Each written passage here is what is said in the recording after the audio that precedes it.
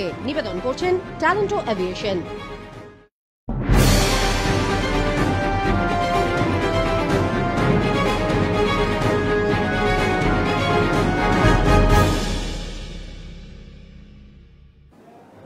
নমস্কার, আরোহী নিউজ লাইভে আপনাদের সকলকে স্বাগত জানাই। আপনাদের সঙ্গে আমি রয়েছি মাসুমা। শুরু করছি নিউজ এই মুহূর্তে। আর শুরুতেই নজর রাখবো যে খবরের দিকে। বাঁকুড়া সফরে কেন্দ্রীয় স্বরাষ্ট্রমন্ত্রী অমিত শাহ আগামী 5ই নভেম্বর বাঁকুড়ায় বিজেপি কর্মীদের নিয়ে একটি বৈঠক করবেন তিনি, যে বৈঠকের জন্য ইতিমধ্যেই প্রস্তুতি তুঙ্গে। জোর কদমে চলছে সেখানকার প্রস্তুতি। মঙ্গলবার সকাল থেকে প্রস্তুতি পর্ব খতিয়ে দেখতে হাজির হন বিজেপি নেতৃত্ব।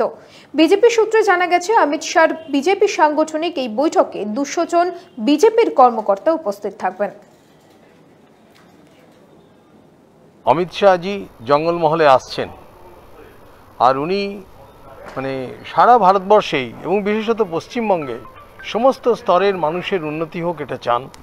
আর জঙ্গলমহল দিয়েই ওনার যে এই প্রবাস এটা শুরু পশ্চিমবাংলায়, অন্যান্য জায়গাতেও যাবেন।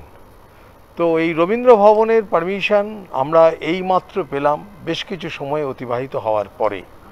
আমি বলবো রাজ্যের মানুষের যে ইচ্ছে তার মর্যাদা রাজ্য সরকার দিল।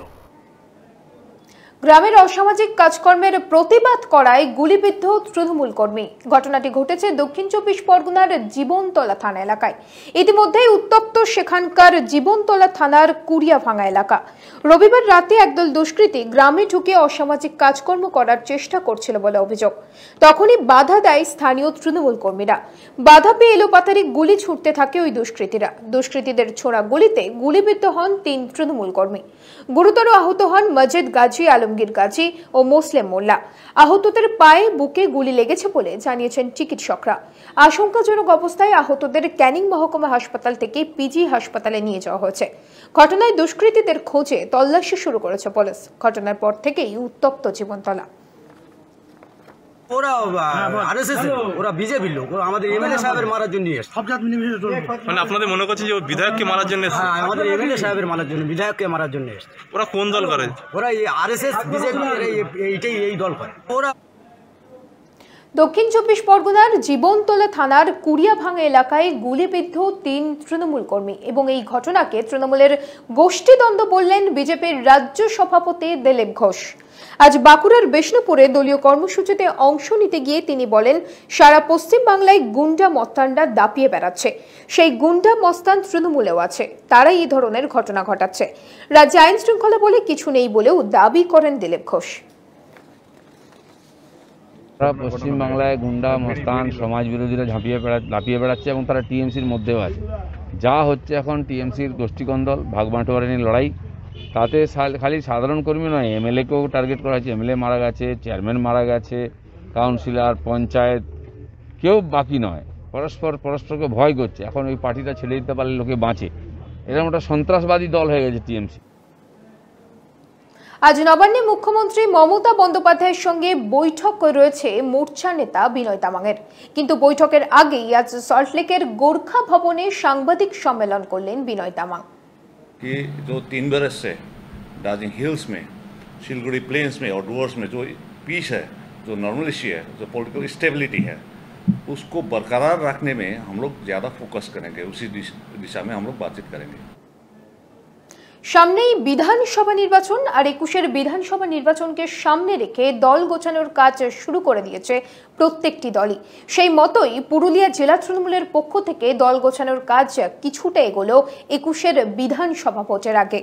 সেই লক্ষ্যে জেলা জুড়ে ব্লক স্তর থেকে অঞ্চল স্তরের নতুন কমিটি গঠনের কাজ শুরু হলো তৃণমূলের। ঘোষিত হলো পুরুলিয়া জেলার 10টি ব্লকের নতুন কমিটি সহ সেই ব্লকগুলির অঞ্চল সভাপতিদের নাম। পুরুলিয়া জেলা তৃণমূল সভাপতি গুরুপদ টুডু বলেন, বিধানসভা নির্বাচনের কথা মাথায় রেখে জেলার প্রতিটি ব্লকেই নতুন ব্লক কমিটি ও অঞ্চল কমিটি গঠনের কাজ শুরু হয়েছে। ইতিমধ্যেই জেলার 10টি ব্লকের ব্লক ও অঞ্চল কমিটির নাম ঘোষণা করা হয়েছে। বাকি ব্লকেও নতুন কমিটির নাম ঘোষণা হবে শীঘ্রই। আজকে টোটাল আমাদের 10টা ব্লকে মানে রংপুর টাউন সহ 10টা ব্লক আছে। রংপুর টাউন সহ আমাদের 10খানা। Baghmundi block, Saturi block, Barabazar block, Arsha block, Raghunathpur 2 block, Bandhan block, Jhalda 2 এবং রঘুনাথপুর টাউন। এগুলো কতটা সুবিধা হবে এই যে পরিবর্তনের ফলে? এটা তো পুরো টোটালটাই সুবিধা করার জন্যই চিন্তিত হওয়া। কোচবিহারের মাথাভাঙার ধরলা নদীতে ঝিনুক কুড়াতে গিয়ে জলে তলিয়ে গেল এক যুবক। যেমনটা জানা গিয়েছে, দুপুর 1টা নাগাদ 5 বন্ধু মিলে ওই নদীতে ঝিনুক কুড়াতে যায় এবং তারপরেই ঘটে বিপত্তি। এরপর ঝিনুক ধরতে গিয়ে তলিয়ে যায় এক যুবক। নদীর জলে তলিয়ে যাওয়া যুবকের নাম পবিত্র দাস। ঘটনার খবর শুনে ঘটনাস্থলে ভিড় জমান গ্রামবাসীরা। এরপর খবর পেয়ে ঘটনাস্থলে যায় পুলিশ। প্রশাসনের পক্ষ থেকে নিখোঁজ যুবকের সন্ধানে ডুবুরিও বোট নামানো হয়েছে। তবে তলিয়ে যাওয়া যুবকের কোনো সন্ধান পাওয়া যায়নি বলেও জানা গিয়েছে।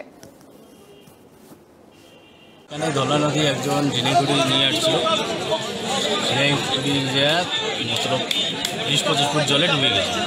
ডুবে যাবার পর ভিডিও আসছিল, ভিডিও আসার পর অনেক খোঁজাখুঁজি করলো, পাইল না কালকে। আজকে আবার আসার কথা ছিল, এখনও আসলো না। মোরা এখন পাওয়া গেল না। এখন পুরা পাবলিক উত্তেজনা করতেছে। নিউজ এই মুহূর্তে এখন এই পর্যন্তই। অন্যান্য সব খবরের জন্য দেখতে থাকুন আরোহী নিউজ।